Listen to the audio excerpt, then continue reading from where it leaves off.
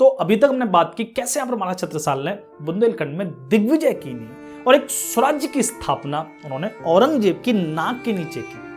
अब इस वीडियो में हम बात करेंगे उनके अंतिम युद्ध की, और ये युद्ध 9 वर्ष तक चला था, जिसमें हजारों लाखों वीर वीरगति को प्राप्त कर रहे थे और अंत में आकर पेशवा बाजीराव यहाँ पर महाराज छत्रसाल की सहायता करने भी पहुंचते।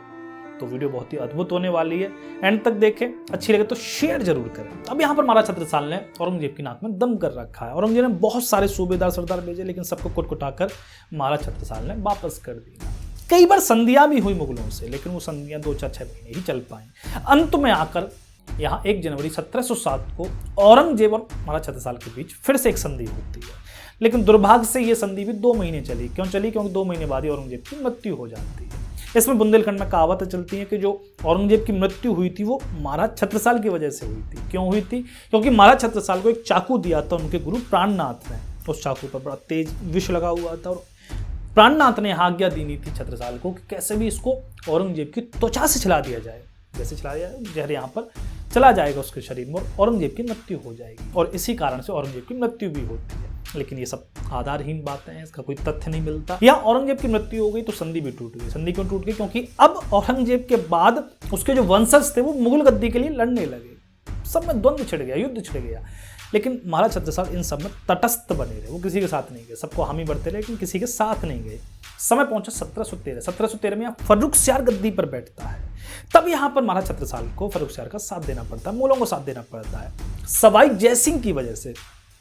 सवाई जयसिंह यहाँ छत्रसाल को मना लेते हैं। तब यहाँ जयसिंह और छत्रसाल मिलकर कई सारे युद्ध मुगलों के लिए लड़ते हैं। मालवा में भी जाकर कई सारे युद्ध करते हैं। कई जगह महाराज छत्रसाल अपनी सेना भेजते हैं। धीरे धीरे समय पहुंचा 1719 का। यहाँ पर फिर घटना घटी। क्या घटना घटी? सैयद बंधुओं ने मराठाओं की सहायता से फर्रुखसियार की हत्या कर दी, और बड़ी ही दर्दनाक हत्या करी। और फर्रुखसियार को हटाकर उन्होंने अपने मुगल बादशाह बैठा, लेकिन वो 2-4-6 महीने ही चले।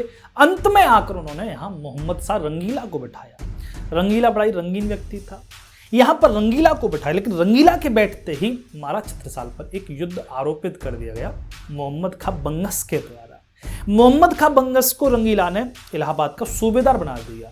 अब दिक्कत क्या थी कि इलाहाबाद का जो सूबा था वो बहुत बड़ा था, और उसके बहुत सारे परगने और जागीरों पर यहाँ महाराज छत्रसाल ने अपना अधिकार पहले से ही कर रखा था।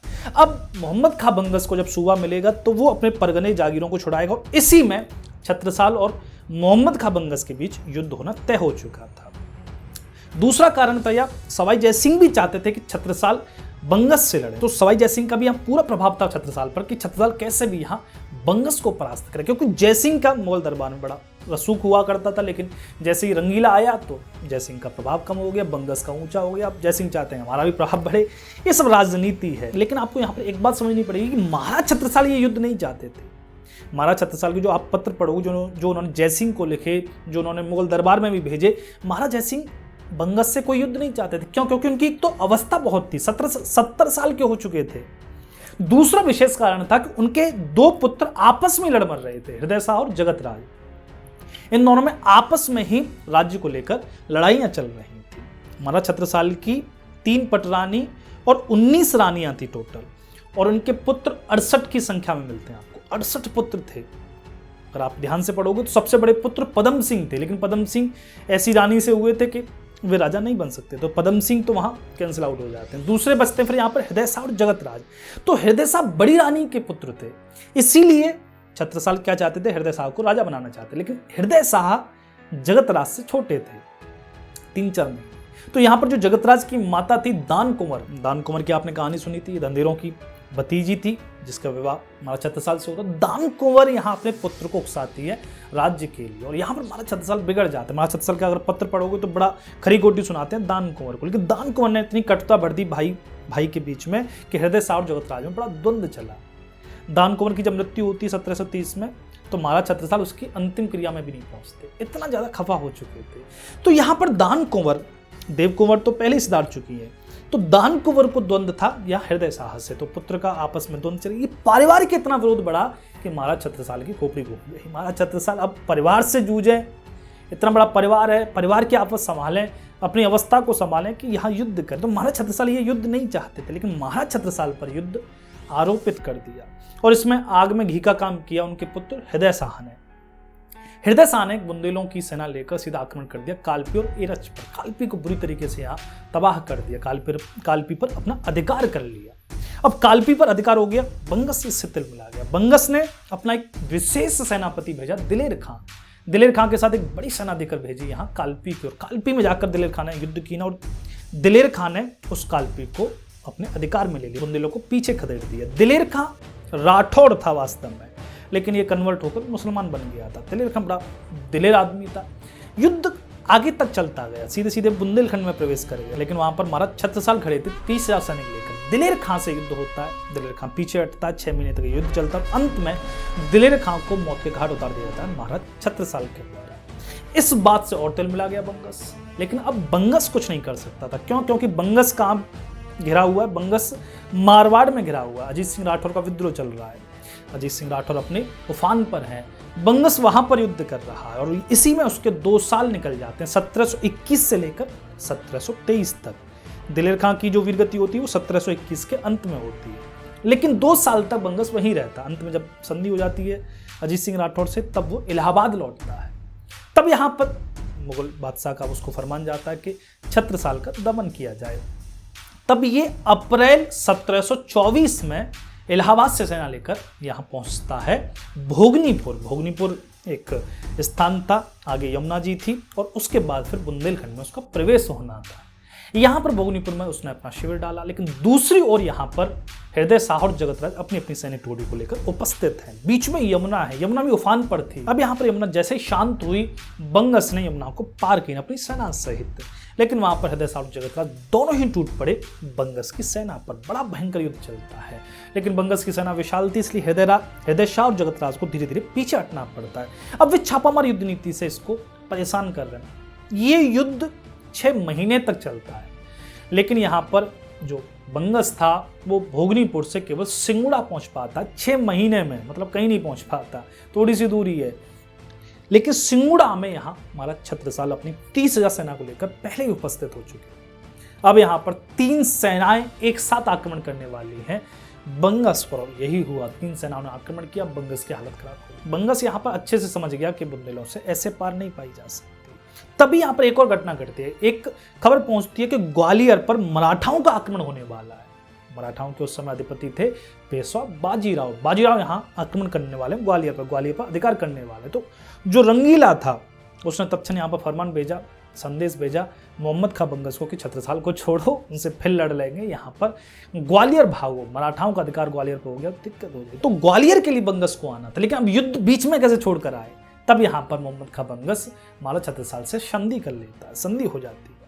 संधि हो गई, बंगस यहाँ पर ग्वालियर चला जाता है, छत्रसाल भी यहाँ पन्ना को लौट जाते हैं। लेकिन ये संधि भी ज्यादा समय तक नहीं चली। महाराज छत्रसाल के जो बड़े पुत्र थे हृदय शाह, उन्होंने 1726 में यहाँ बघेलखंड पर आक्रमण कर दिया। बघेलखंड के रीवा पर आक्रमण कर दिया। रीवा पर बड़ा बुरी तरीके से आक्रमण किया, बुरी तरीके से उसको लूटा, जलाया, और रीवा की राजकुमारी को भी उठा लाया। ये बड़ा भयंकर युद्ध था। हृदय शाह चाह रहे थे कि वे बघेलखंड में जाकर अपना राज्य स्थापित करें, क्योंकि जगतराज से उनका द्वंद्व चल रहा था। महाराज छत्रसाल की अनुमति के बिना यह युद्ध हुआ था। महाराज छत्रसाल ने बाद के पत्रों में भर्त्सना भी करी है, यहाँ हृदय शाह की बड़ा डांटा भी उनको, और उनको आज्ञा भी देनी है कि वे बघेलखंड के राजा को ही उसका राज्य लौटा दें। लेकिन जैसे यहाँ पर यह आक्रमण हुआ, मोहम्मद शाह रंगीला ने फिर यहाँ पर मोहम्मद खां बंगस को आदेश दिया कि अब की बात पूरी तरीके से महाराज छत्रसाल का दमन होना चाहिए। तब यहाँ पर दिसंबर 1726 में मोहम्मद खां बंगस एक विशाल सेना लेकर फिर से महाराज छत्रसाल का दमन करने के लिए निकलता, और अब की बार मोहम्मद शाह रंगीला ने भी पूरी ताकत लगा दी यहाँ बंगस के साथ। उसकी जो सेना थी उसको 2 लाख रुपए प्रति महीना निर्धारित किया खर्च के लिए, और गोला बारूद जितना भी चाहिए था यहाँ भरपूर दिया मोहम्मद खां बंगस को। तो मोहम्मद खां भी अपनी पूरी ताकत के साथ अब की बार महाराज छत्रसाल पर आक्रमण करने वाला। वो पिछले युद्धों से समझ चुका है महाराज छत्रसाल की ताकत को भी। तब यहाँ पर बंगस बुंदेलखंड में प्रवेश करता है। धीरे धीरे करके इस पर जगतराज हृदय शाह का आक्रमण होता है, लेकिन वो आक्रमण छुटपुट आक्रमण थे, कोई बड़ा आक्रमण नहीं था। अंत में इचौली के मैदान में बड़ा युद्ध होता है, जब बुंदेली सेना भी पूरी पहुंच चुकी थी और मोहम्मद खां बंगस भी अपनी पूरी सेना को लेकर उपस्थित था। इतिहासकार कहते हैं कि बुंदेलों की सेना ज्यादा थी, लेकिन हृदय शाह और जगतराज के आपसी तालमेल की कमी की वजह से इस युद्ध को, जो कि बहुत बड़ा युद्ध था इचौली, इस इचौली के युद्ध को महाराज छत्रसाल हार जाते हैं, इसमें परास्त हो जाते हैं। तो मोहम्मद खां बंगस यहाँ इस युद्ध को विजय करके फिर आगे बढ़ रहा है। अब क्या कर रहे हैं बुंदेले, अब यहाँ पर वे केवल छापामार युद्ध नीति से ही मोहम्मद खां बंगस को परेशान करने की कोशिश कर रहे हैं, उसको रोकने की कोशिश कर रहे हैं। तब यहाँ पर एक और घटना मिलती है और इस घटना का जिक्र छत्रसाल के पत्रों में भी है और बंगस ने जो अपने दरबार लिखे हैं, मुगल दरबार में जो पत्र लिखे हैं उसमें भी है। क्या वर्णन है कि महोबा से पहले बंगस ने अपना सैन्य शिविर लगाया हुआ है। सैन्य शिविर पर यहाँ बुंदेलों के आक्रमण होते रहते थे, कभी पहाड़ियों से निकलकर, कभी जंगल से निकलकर, तो आक्रमण करते रहते थे। इसी में जगतराज एक आक्रमण करते हैं और बड़ा सफल आक्रमण किया उन्होंने। यहाँ जो मुगलों की चौकियां थी उसको ध्वस्त किया, मुगलों की शिविरों में आग लगा दी नहीं। लेकिन जैसे भी लौटने लगे, यहाँ पर मुगल सेना तब तक इकट्ठी हो चुकी थी और पीछे से यहाँ जगतराज को घेर लिया गया। जगतराज बुरी तरीके से घायल हो जाते हैं और अंत में उनको कैद कर लिया जाता है। बुंदेले सैनिक जैसे यहाँ मऊ साहनिया पहुंचते, नगर में पहुंचते, तो वहां पर जगतराज की पत्नी थी जैत कुंवर। जैत कुंवर ने देखा सैनिक तो आ गए लेकिन राजकुमार नहीं आए। तब यहाँ बुंदेले सैनिकों से पूछा, बुंदेले सैनिकों ने सारा हाल वहां पर वर्णन किया। तब यहाँ जैत कुंवर बड़ा क्रोधित हो जाती है, उन सैनिकों को धिक्कारती है कि तुम राजकुमार को रणभूमि में छोड़कर और कलंक को अपने साथ में ले आए। यहाँ पर जैत कुंवर स्वयं वीरांगना वेश धारण करती है और बुंदेले सैनिकों को लेकर फिर रात्रि के तीसरे पहर में मुगल शिविर पर आक्रमण करते हैं। आप सोच के देखो कैसा अद्भुत शौर्य रहा होगा। यहाँ पर आक्रमण की ना, 2 टुकड़ी बनाई, एक टुकड़ी यहाँ रसद पर आक्रमण करेगी ताकि मुगलों को लगे कि रसद पर आक्रमण किया बुंदेलों ने, और पीछे से यहाँ जैत कुंवर जाकर जगतराज को उठा लाएंगे, मतलब उनको वहां से निकाल लाएंगे। और ऐसा ही हुआ। बुंदेलों ने बड़ा शौर्य का परिचय दिया जिसमें हजारों वीर वीरगति को भी प्राप्त हुए थे, लेकिन जैत कुंवर जगतराज को वहां से निकाल कर लिया। इसीलिए बाद में छत्रसाल ने शौर्य के बदले उनको इनाम दिया था, 2 परगने दिए थे, जलालपुर और दरसेड़ा। तो ऐसी वीरांगना थी जैत कुंवर। अब यहाँ पर समय पहुंचा मई 1728 का। बुंदेले पूरी तरीके से यहाँ निराश हो चुके हैं। छापामार युद्ध नीति से वे युद्ध कर रहे हैं लेकिन कोई काम नहीं आ रहे। यहाँ पर बंगस का एक पुत्र और था कायम खां। कायम खां के पास भी 20,000 सैनिक थे और यहाँ कायम खां ने तारावन पर आक्रमण किया था। तारावन पर आक्रमण करके वहां पर 2, 4, 5 किले थे, कुछ गारे के, कुछ पत्थरों के, तो बड़ा भयंकर युद्ध चलता है। बुंदेले अंतिम श्वास तक लड़ते हैं लेकिन अंत में आकर वहां कायम खां का अधिकार हो जाता है। तो कायम खां एक विशाल सेना लेकर तारावन पर है और दूसरा ये मई 1728 में बंगस जैतपुर का घेराव कर लेता। जैतपुर का एक किला था। इस जैतपुर के किले में ही महाराज छत्रसाल अवस्थित है। तो महाराज छत्रसाल जैतपुर के किले में है, चारों ओर से बंगस का घेरा हो चुका है। युद्ध प्रारंभ हुआ, भीतर से बुंदेले प्रतिरोध कर रहे हैं। यहाँ पर बंगस पहले सुरंग खोदता है, सुरंग में बारूद भरता है और फिर उसमें विस्फोट करता है ताकि दीवारें ढहें। ऊपर से भाले, तीर, तलवार बरस रहे हैं, नीचे से ये सुरंग खोदकर उसमें दीवारों को उड़ाने की कोशिश कर रहा है। दोनों ओर से बड़ा भयंकर युद्ध चलता है। इसी में 6 महीने गुजर जाते हैं। नवंबर के अंत में यहाँ पर महाराज छत्रसाल समझ गए कि बस अब दीवारें ढहने वाली हैं, किसी भी क्षण यहाँ बंगस का प्रवेश हो सकता है, किसी भी क्षण बंगस का जैतपुर पर अधिकार हो सकता है। अब क्या करें, कोई यहाँ पर मार्ग नहीं सूझ रहा, कोई योजना नहीं सूझ रही। तब यहाँ पर महाराज छत्रसाल ने एक पत्र रघुनाथ पंडित के द्वारा भिजवाया पेशवा बाजीराव के पास। रघुनाथ पंडित दौड़ पड़े अपना घोड़ा लेकर उज्जैन की ओर। उज्जैन में पहुंचे तो वहां पर मराठा जो सैन्य शिविर था वो देखा कि बहुत ही कम है। उन्होंने तो सुना था कि पेशवा बाजीराव बड़ी सेना रखते हैं। जैसे ही वहां पर पहुंचे तो वहां पर चिमाजी अप्पा मिलते हैं। पता चलता है कि चिमाजी यहाँ पर हैं और पेशवा बाजीराव निकल चुके हैं देवगढ़ को जीतने के लिए। डॉक्टर दीगे यहाँ पर कुछ एक इतिहास का वर्णन करते हैं। दीगे लिखते हैं कि पेशवा बाजीराव के पास कर्ज ज्यादा हो गया था। कर्ज का मतलब उनकी जो सेना पर जो खर्चा होता है वो बढ़ गया था और जो उन्होंने प्रदेश जीते थे वहां से उन्हें इतनी धन संपत्ति प्राप्त नहीं हुई थी। इसलिए पेशवा बाजीराव ने उस समय अपने सैन्य शिविर बड़े तेज कर रखे थे और इसी में वे देवगढ़ पर आक्रमण करने के लिए निकले। अब यहाँ पर चिमाजी ने देखा कि पत्र लेकर छत्रसाल का रघुनाथ पंडित आए हुए, लेकिन क्या करें, पेशवा देवगढ़ के लिए निकल चुके हैं। तो यहाँ रघुनाथ पंडित दौड़ते हैं देवगढ़ की ओर और बीच में यहाँ पेशवा बाजीराव से भेंट होती है। पेशवा पहले यहाँ छत्रसाल की मदद के लिए कोई ज्यादा गंभीर नहीं थे, लेकिन जैसे ही पत्र पढ़ा यहाँ हमारा छत्रसाल का, वे गंभीर हो गए। पत्र में बड़ा अद्भुत लिखा था। महाराज छत्रसाल एक कवि भी थे और कवि की भाषा में उन्होंने लिखा था। इस पत्र में जो लिखा था वो कोई डिप्लोमेट नहीं था, वो कोई राजनीतिक तरीके से नहीं समझा रहे थे कि तुम्हारा लाभ होगा आने में, यहाँ आओगे तो, या हमारी हानि हो। लाभ हानि की बात नहीं थी, सीधी बात करी थी हमारा छत्रसाल ने। महाराज छत्रसाल ने उसमें एक दोहा लिखा था कि जो बीती गज ग्राह पर सो गत भई है आज, और बाजी जात बुंदेल की राखो बाजी इलाज। यहां महाराज छत्रसाल ने सीधा कहा था कि जैसे जो गज था, जब गज ग्राह का युद्ध हो रहा था तो ग्राह नीचे खींचे ले जा रहा था, गज डूब रहा था, उसे कोई बचाने के लिए नहीं आ रहा था। तो ऐसी स्थिति मेरी हो रही कि मैं डूब रहा हूं, मेरी लाज जा रही है, और इस लाज को बचाने के लिए केवल बाजी तुम ही आ सकते हो। ऐसा पत्र पढ़कर बाजीराव जैसा कोई व्यक्ति कैसे न पिघलता। बाजीराव गंभीर हो गए, लेकिन बाजीराव देवगढ़ पहुंच चुके हैं, वे अब यहां से भी नहीं लौट सकते जब तक देवगढ़ को नहीं जीत लेंगे। इसलिए बाजीराव ने यहां आश्वासन दीना कि वे जरूर बुंदेलखंड आएंगे, और उन्होंने देवगढ़ पर चढ़ाई कर दी। लेकिन यहाँ बाजीराव पेशवा देवगढ़ में उलझ गए। देवगढ़ में उनका युद्ध चलता है, पूरी जनवरी निकल जाती है, जनवरी के अंत में जाकर देवगढ़ के राजा से संधि होती है। अब यहाँ से पेशवा बाजीराव बुंदेलखंड की ओर रवाना भी होंगे, तब भी उनको यहाँ करीब करीब 1 महीने से ज़्यादा समय लगेगा। समय तो ज़्यादा लगना चाहिए, लेकिन पेशवा बाजीराव बहुत द्रुत गति से आए थे। उन्होंने 3 महीने का जो समय था वो 1 महीने में कवर किया था। लेकिन यहाँ पर पेशवा बाजीराव आ रहे हैं। वहाँ पर क्या हो चुका है, वहाँ पर दिसंबर में ही जैतपुर की दीवारें ढह गईं। महाराज छत्रसाल यहाँ इस युद्ध को पराजित हो गए, इस युद्ध में वे पराजय को प्राप्त हो गए। बाजीराव मस्तानी हमने जो फिल्म देखी थी उसमें इतिहास के साथ बहुत छेड़छाड़ की है, तो उसमें वो भी छेड़छाड़ की है।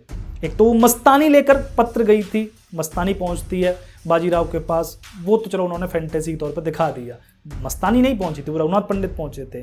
दूसरी बात ये थी कि छत्रसाल वो युद्ध नहीं हारते, उससे पहले ही यहाँ पर पेशवा बाजीराव पहुंचकर महाराज छत्रसाल की सहायता कर देते। ऐसा नहीं हुआ, महाराज छत्रसाल उस युद्ध में पराजित हो चुके थे, दीवारें गिर चुकी थी, और यहाँ पर जैतपुर पर पूरी तरीके से अधिकार हो चुका था बंगस का। महाराज छत्रसाल को यहाँ समर्पण करना पड़ा, अपने पुत्रों के सहित, अपने कुटुंब सहित, और उनको वहां पर नजरबंद कर दिया गया। जो सैन्य शिविर था बंगस का, वहां उनको नजरबंद करके रखा जाता है। ये असली इतिहास है। दिसंबर में उनको नजरबंद कर दिया जाता है। पेशवा बाजीराव अभी तक नहीं आने वाले, पेशवा बाजीराव पहुंचेंगे वो मार्च में। लेकिन यहां पर क्या हुआ जो छत्रसाल के अनुरूप हो गया, क्या हुआ, यहां पर भाग्य ने भी कुछ साथ दिया। अब जैसे ही बंगस ने महाराज छत्रसाल को कैद किया, बंगस ने एक पत्र भेजा यहाँ मुगल दरबार में कि अब वो छत्रसाल को कैद करके उनके पुत्रों सहित दिल्ली लाने के लिए आज्ञा चाहता है। लेकिन वहां से कोई पत्र फिर वापस लौट कर नहीं आया। मोहम्मद शाह रंगीला ने यहाँ पर कोई उत्तर नहीं भेजा, कोई उत्तर नहीं आया। तो इसी में 3 महीने गुजर गए, 3 महीने गुजर गए। इन 3 महीने की जो समय था, इसी में पेशवा बाजीराव को समय मिल गया। पेशवा बाजीराव को भी तो समय चाहिए बुंदेलखंड पहुंचने के लिए। लेकिन अब यहाँ पर एक प्रश्न उठता है कि बंगस का उत्तर क्यों नहीं आ रहा था दिल्ली से। मोहम्मद शाह रंगीला तो यही चाहता था ना कि महाराज छत्रसाल को कैद कर लिया जाए, उन्हें उनका दमन कर दिया जाए। तो फिर वहां पर वो पत्र भेजकर क्यों नहीं यहाँ पर छत्रसाल को कैद करके दिल्ली बुला रहा। इसलिए नहीं बुला रहा क्योंकि वहां राजनीति बदल चुकी है। मुगल दरबारों की राजनीति अलग हुआ करती थी। मुगल दरबार में बंगस के जो ध्रुव विरोधी थे वो पहुंच चुके हैं। एक शहादत खां था जो मित्र था महाराज छत्रसाल का, महाराज छत्रसाल ने उससे पत्राचार की ना, और यहाँ शहादत खां ने मुगल दरबार में बंगस की स्थिति बिल्कुल उल्टी कर दी। यहाँ पर रंगीला को समझाया कि बंगस शक्तिशाली आदमी है, कल को अगर तुम्हारे विरुद्ध युद्ध हुआ तो बंगस किसी को भी सहायता देकर, और जैसे सैयद बंधुओं ने मुगल बादशाह बनाए वैसे ही बंगस भी बना सकता है, बंगस के पास ताकत अधिक है। इसलिए बंगस का जो विरोध था वो बादशाह से करा दिया, मोहम्मद शाह रंगीला से करा दिया। तो मोहम्मद शाह ने अपनी सारी शक्ति खींच ली, अपनी जो सहायता थी वो सब खींच ली बंगस की। और यहाँ पर अगर आप मुगल दस्तावेजों को पढ़ोगे तो मुगल जो दरबारी थे उन्होंने तो यहाँ गुपचुप रूप से संदेश भी भेजा था, पत्र भी भेजा था महाराज छत्रसाल के पास कि कैसे भी बंगस का सर काट के और तोहफे के रूप में यहाँ मुगल दरबार में पहुँचा दो तो आपको बड़ी जागीरें दे दी जाए। तो यहाँ राजनीति बदल चुकी थी। 3 महीने तक कोई उत्तर नहीं आया। छत्रसाल भाप गए, छत्रसाल भी मजे हुए खिलाड़ी हैं, 80 साल की उनकी उम्र हो चुकी है अब तक। तो छत्रसाल समझ गए कि इसकी मुगल दरबार में चली गई इज्जत। अब उनको बस खाली इसके सैन्य शिविर से जो जहां पर उनको नजरबंद कर रखा है वहां से निकल कर जाना है। अब वे निकल कर जा सकते हैं तो फिर से बुंदेलों को इकट्ठा करके फिर से वे युद्ध कर सकते हो। अब की बार मुगल सहायता के लिए नहीं आएंगे तो यहाँ पर महाराज छत्रसाल जीत सकते हैं। यहाँ पर महाराज छत्रसाल ने योजना तय की नहीं, लेकिन अब जाएं कैसे। तभी यहाँ होली का बहाना आया। उस समय होली पड़ी थी 4 मार्च की, 4 मार्च 1729 की। तो होली का समय नजदीक आ रहा है। महाराज छत्रसाल ने यहाँ निवेदन की ना बंगस से कि होली का समय आ रहा है, स्वास्थ्य गिर रहा है मेरा, और इस होली को मनाने के लिए मुझे बाहर जाना पड़ेगा। अगर मेरी मृत्यु यहीं इस शिविर में हो गई, थोड़ा धमकाया भी, शिविर में ही हो गई तो पूरे बुंदेलखंड में जन आक्रोश पैदा हो जाएगा और तुम्हें यहाँ खाने का एक दाना तक नहीं मिलेगा। इसलिए मुझे यहाँ से जाने दो। मऊ साहनिया पास ही में थी। मऊ साहनिया उनका नगर था जहाँ पर उनको होली मनानी थी। मऊ साहनिया पर भी अधिकार यहाँ बंगस का था, तो बंगस को लगा कि वहाँ भी सैनिक अपने ही है, नजरबंद तो रहेंगे ही ना छत्रसाल, तो क्या दिक्कत है, चलो होली मनाया भाई, 80 साल के वृद्ध हैं, चलो अपनी आखिरी इच्छा पूरी कर लो। अब यहाँ पर महाराज छत्रसाल ने उस होली के त्योहार को मनाया, लेकिन महाराज छत्रसाल भीतर से उद्विग्न है। क्यों? क्योंकि वे अब सोच रहे हैं कैसे बुंदेलों को इकट्ठा करके कैसे बंगस से फिर से युद्ध किया जाए। महाराज छत्रसाल यहाँ सोच रहे हैं कि अगर उनकी उम्र उनके पुत्रों के बराबर होती, उनके पुत्रों की जैसी होती, तो बंगस यहाँ तक पहुंच ही नहीं पाता। महाराज छत्रसाल ने कभी किसी को इतना भीतर तक नहीं आने दिया। महाराज छत्रसाल की अवस्था हो चुकी थी, उनके पुत्रों में आपस में द्वेष था, वही आपस में मारकाट कर रहे थे। इस वजह से यहाँ बंगस यहाँ तक पहुंच पाया। महाराज छत्रसाल को कोई योजना दूरों तक दिख नहीं रही। तभी यहाँ 9 मार्च को एक दूत पहुंचता है पत्र लेकर। पत्र पढ़ा जब महाराज छत्रसाल ने, पत्र में क्या था? पत्र में स्पष्ट था पेशवा बाजीराव बुंदेलखंड में प्रवेश कर चुके हैं अपनी मराठा सेना को लेकर। महाराज छत्रसाल जैसे इस पत्र को पढ़ते फिर से एक ऊर्जा का संचार उनके पूरे शरीर में दौड़ जाता है। 80 साल के थे महाराज छत्रसाल, लेकिन इस पत्र को पढ़कर उनकी भुजाएं जरूर फड़क गई होंगी। महाराज छत्रसाल यहाँ तत्पर हो जाते हैं, अपने पुत्रों को आदेश देते हैं कि समस्त बुंदेलों को एकत्रित करो, फिर से युद्ध होने वाला है। महाराज छत्रसाल ने बुंदेलों को आज्ञा दी और यहाँ पेशवा बाजीराव धीरे धीरे करके बढ़ते हुए बंगस की ओर आ रहा है। बंगस क्या कर रहा है? बंगस को उसके सेनापति जाकर पहले सूचना दे रहे हैं कि यहाँ मोर्चेबंदी हो रही है बुंदेलों की, कुछ तो गड़बड़ है। सूचना दे रहे हैं कि मराठाओं की भी आशंका हो रही है आने की, लेकिन बंगस यहाँ पर निश्चिंत हुआ पड़ा है। बंगस को यह कि युद्ध जीत लिया छत्रसाल से, क्या दिक्कत है। लेकिन बंगस को जब पता चलती है कि मराठा सर पर पहुंच गए, तब तक बहुत देर हो चुकी थी। मऊ साहनिया पर यहाँ मराठाओं का अधिकार हुआ। अब यहाँ पर बंगस भी अपनी मोर्चाबंदी में जुट जाता, मतलब जहां पर उसका सैन्य शिविर था वहीं उसके चारों ओर उसने खाइयां खुदवा दी, अपनी सेना को तत्पर कर लिया। 10,000 घुड़सवार और 10,000 पैदल सैनिक उसने इकट्ठे कर लिए। वो भी ऐसे हार नहीं मानने वाला था। यहाँ पेशवा बाजीराव के साथ 70,000 की सेना थी, जिसमें मराठा सैनिक थे 30,000, बाकी जो बुंदेले सैनिक थे वो सभी यहाँ आकर मिल चुके थे। 70,000 की सेना के सहित महाराज छत्रसाल और पेशवा बाजीराव ने दोनों ने यहाँ बंगस के सैन्य शिविर को चारों ओर से घेर लिया। अभी तक बंगस ने घेरा था, बंगस खुद गिर चुका है। बंगस बीच में, चारों ओर से उसने खाइया गोद रखी है अपनी सेना सहित बीच में, और चारों ओर से मराठाओं ने भयंकर उसको कस लिया है। इतना भयंकर कस लिया कि एक सैनिक भी बाहर आ जा नहीं सकता। मतलब यहाँ बंगस पूरी तरीके से असहाय हो गया है। बंगस इतना असहाय हो गया कि उसकी रसद भी वहां पर कम पड़ने लगी। रसद चारों ओर से तोड़ दी गई है। आप अगर वर्णन पढ़ोगे इतिहासकारों का तो उस समय वर्णन आता है कि जो अनाज था वो इतना महंगा हो गया था बंगस के लिए कि बंगस को 1 किलो गेहूं के लिए 20 रुपए चुकाने पड़ रहे थे। आपको लगेगा 20 रुपए को ज़्यादा थोड़ी, 20 रुपए तो अभी भी चल रहा है, लेकिन उस समय के 20 रुपए अगर चांदी के सिक्कों से आप उसकी तुलना करो, चांदी के सिक्के होते थे 10-11 ग्राम के, ये तो अंग्रेजों का स्टैंडर्ड था, लेकिन मुगलों के थोड़े से और भारी होते थे। अगर आप इसका पूरा हिसाब लगाओगे तो 16,000 रुपये आज के हिसाब से, 16,000 रुपये के 1 किलो गेहूँ, 1 किलो रसद, इतना मिल रहा था। तो यहाँ पर बंगस अपने घोड़ों को, अपने ऊँटों को, अपने बैलों को काट कर उसकी जो सेना है वो अपना यापन कर रही है। बड़ी बुरी स्थिति हो गई यहाँ बंगस की। बंगस ने यहाँ कैसे भी एक दूत को मैनेज कर लिया कि वो कैसे भी उसके पुत्र को जाकर सूचना दे। कायम खां को बुला कर लाया, तो कायम खां के पास सूचना पहुंची। कायम खां यहाँ विशाल सेना लेकर अपने पिता की मुक्ति के लिए दौड़ा, लेकिन वहां पर हृदय शाह को भेजा गया। हृदय शाह से युद्ध होता कायम खां का, लेकिन कायम खां उस युद्ध को जीत जाता। फिर यहाँ पर पेशवा बाजीराव मराठा सेना को साथ भेजते हृदय शाह के, लेकिन जैसे उन्होंने मराठा सेना यहाँ से भेजी, ढील पड़ गई। जो चारों ओर से कस रखा था, मतलब उनका जो कसाब था वो ढीला पड़ गया। बहुत सारी सेना यहाँ कायम खां को रोकने के लिए जा चुकी है। इसी का लाभ उठाया जो वहाँ के जो सैनिक थे, क्योंकि भूख से बिलबिला रहे थे, वे अपनी जान बचाकर वहाँ से भागे। और इसी जान बचाने के भागने के चक्कर में एक वहाँ पर द्वंद्व छिड़ जाता है। बुंदेले यहाँ बंगस के शिविर पर टूट पड़े, भयंकर मारकाट मची, यहाँ मुगलों को मौत के घाट उतार दिया जाता। लेकिन इतने में भी मैं तो अचंभा करता हूँ कि बंगस इतने में भी यहाँ से निकलकर जैतपुर के किले में शरण पा लेता है। जिस जैतपुर के किले में पहले महाराज छत्रसाल ने शरण पाई थी, उसी में बंगस पहुंच गया। अब मराठा सेना ने उस जैतपुर के किले को चारों ओर से घेर लिया। मराठा बुंदेले सेना अब यहाँ पर चारों ओर से घेर कर बैठे, लेकिन यहाँ पर तोपें नहीं थी पेशवा के पास, तो अब दीवारों को वे तोड़ नहीं सकते, इसलिए उन्होंने घेरा कस लिया कि रसद नहीं मिलेगी तो वैसे ही बाहर निकल कर आएंगे। यहाँ धीरे धीरे करके ये घेराव कसता जा रहा है। इसी में फिर 1 महीना बीता। यहाँ पर ऐसी हालत हो गई जैतपुर के किले में कि आप पढ़ोगे, जो रसद, जो गेहूं, जो आटा 1 किलो जो 20 रुपये सेर था, वहां यहाँ 100 रुपये सेर पहुंच गया। एक सेर में 1 किलो से भी कम होता है। 100 रुपये का 1 किलो पहुंच गया यहाँ बंगस के लिए। और आप इतिहास पढ़ोगे तो आपको हंसी आएगी कि यहाँ पर जो तस्करी करते थे आटे की, वो मराठा सैनिक करते थे। मराठा सैनिक जाते थे और यहाँ रस्सी से बांधकर मुगलों को 1 किलो आटा देते थे, उसके बदले वे 100 रुपये लेते थे।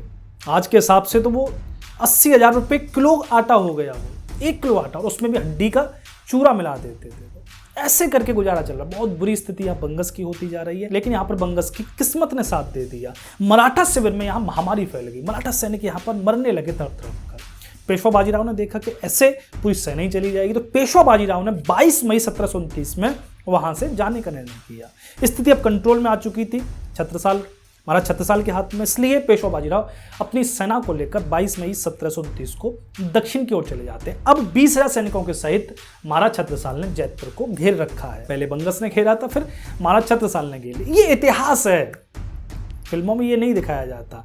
मेरा ये वीडियो बनाने का उद्देश्य ये कि आप असली इतिहास को जानें। महाराज छत्रसाल ने घेर रखा यहाँ जैतपुर के किले को। बंगस भीतर वहां कैद है। अब यहाँ पर जो कायम खां था, कायम खां को जब हरा दिया तो कायम खां वहां चला गया, जो जहां पर उसकी जागीरें थी, वहां पर वो सैन्य सहायता बटोरता है। और आप पढ़ोगे उसका भी एक अलग इतिहास है। कायम खां को कहीं कैद कर लिया जाता है, फिर उसके साथ 12,000 वहाँ पठान सैनिक आ जाते हैं। धीरे धीरे करके वो 30,000 की सेना मैनेज कर लेता है। 30,000 की सेना को लेकर वो जैतपुर की ओर बढ़ता है। ये बात लेकिन छत्रसाल को पता चल गई उनके दूतों से, पर बंगस को नहीं पता। बंगस को नहीं पता कि उसका पुत्र आ भी रहा है, कि मर गया, कि गिर गया, क्या हुआ उसके साथ। लेकिन छत्रसाल को पता कि सेना आएगी तो फिर युद्ध होगा। तो महाराज छत्रसाल ने यहाँ संधि का प्रस्ताव बंगस के लिए भेजा। बंगस तो बैठा हुआ, भूखा बैठा हुआ था। वो तो संधि का कुछ भी ले लो पर उसे छोड़ दो। तो बंगस ने यहाँ सारी सशर्त संधियां एकदम से मान दी, मारा बस निकल जाने दो। और यहाँ अगस्त 1729 को जैतपुर का किला खाली करके बंगस समर्पण कर देता है। पेशवा बाजीराव बुंदेलखंड में करीब करीब 2.5 महीने के लिए आए थे, लेकिन 2.5 महीने में ही वो सब चेंज कर गए। यहाँ पर एक बड़ी सेना सहायता के लिए आई थी, एक राजा के लिए, और बिना किसी लोभ के आए थे। बाद में हालांकि उन्होंने, महाराज छत्रसाल ने 1/3 राज्य दिया और अथाह संपत्ति भी पेशवा बाजीराव के लिए दी, लेकिन पेशवा बाजीराव वहां पहुंचे, ये एक बड़ी बात थी। यहां पर अब जैतपुर से खाली कर देता है, बंगस से यहाँ समर्पण कर देता है। बंगस यहाँ लौटता है अपने राज्य के लिए। बीच में इसकी भेंट इसके पुत्र कायम खां से होती है। कायम खां यहाँ आतुर हो रहा था बुंदेलों पर आक्रमण करने के, लेकिन बंगस वहां समझा ले जाता है, क्योंकि पीछे से मुगल सपोर्ट नहीं कर रहे थे। तो यहाँ पर महाराज छत्रसाल ने पेशवा बाजीराव की मदद से इस युद्ध को विजय कर लिया, अपने स्वराज्य को बचा लिया। इसके बाद फिर 2 साल और अधिक जीवित रहते हैं महाराज छत्रसाल। अपने राज्य को 3 भागों में विभक्त करते हैं। पेशवा बाजीराव को वो अपना बेटा मानते थे, उनको देते हैं। अपने दोनों पुत्रों को भी वो बराबर बांटते हैं। पेशवा बाजीराव भी उन्हें अपना पिता की तरह मानते हैं, कक्काजू कहते थे उनसे। इसलिए उनकी जो समाधि बनती, छतरी बनती बाद में, तब वे वहाँ पर अपना सहयोग देते हैं बेटे की भांति। लेकिन इस समय राजनीति में, राजनीति की बात करूंगा तो आपको लगेगा क्या ही चल रहा है यहाँ। पेशवा बाजीराव को उनका जो परगने थे, जागीरें थी, यहाँ हृदय शाह और जगतराज ने बड़ी तंगी से दी, मतलब बहुत लेट सवेर दी। वे पत्र भेजते रहे, धीरे धीरे करके उनको जागीरें यहाँ पर मिलती थी। तो ये सब एक अपना इतिहास है। लेकिन यहाँ पर महाराज छत्रसाल ने 82 वर्ष का जीवन जिया, 252 लड़ाइयाँ लड़ी, 30 सैनिकों से शुरुआत करी थी और एक अखंड साम्राज्य उन्होंने स्थापित की, ना वो भी औरंगजेब की नाक के नीचे। तो ऐसा वीर चरित्र है महाराज छत्रसाल का। मैंने कोशिश करी है कि महाराज छत्रसाल के इस चरित्र को मैं जस का तस आपको सुनाने का प्रयत्न करूं, ताकि हमें उनके बारे में तथ्यात्मक जानकारी मिले, ऐसी नहीं कपोल कल्पना चल रही है। अब यहाँ पर महाराज छत्रसाल की मृत्यु कैसे होती है, इसमें एक और कहावत है बड़ी जोर की, कि महाराज छत्रसाल की एक तो मृत्यु होती है, सहज वे चले जाते हैं 82 वर्ष की उम्र में, वे अपनी देह को छोड़ देते हैं। लेकिन एक और यहाँ पर कहानी मिलती है, वो ये कि महाराज छत्रसाल अपना घोड़ा लेकर एक दिन बाग की ओर निकल जाते हैं। जो महू सानिया के बाग थे, वहाँ से वे जंगलों में पहुँचते हैं और फिर कभी नहीं लौटते। केवल उनका जो जामा था वो मिलता है किसी पेड़ पर टंगा हुआ। तो वहाँ पर बुंदेलखंड में आज भी मान्यता है कि महाराज छत्रसाल आज भी जीवित हैं और वे किसी न किसी को दर्शन देते ही रहते हैं। तो बुंदेलखंड में ऐसी कहावतें चली आ रही हैं कि महाराज छत्रसाल वो जो 8 अमर पुरुष हैं उनमें से एक बन गए हैं, वे भी अमर हो गए। जैसे हनुमान जी हैं, जैसे परशुराम जी हैं, वैसे यहाँ पर महाराज छत्रसाल लोग हैं। इसीलिए बुंदेलखंड में कहा भी जाता है कि राजा लेत, राव लेत, साहू सहजादे लेत, प्रातोठ नाम लेत वीर छत्रसाल को। तो ऐसी अद्भुत यहाँ पर चरित्र रहा महाराज छत्रसाल का। मैंने पूरा चरित्र कहा है, आप पीछे की वीडियो भी देख सकते हैं। ये वीडियो अगर आपको अच्छी लगी है तो उसको शेयर जरूर करें, ताकि हमारे और भाइयों तक ये हमारा अद्भुत इतिहास पहुंच सके। यहाँ तक आपने इस वीडियो को सुना, इसके लिए हृदय से धन्यवाद। जय श्री राम, हर हर महादेव।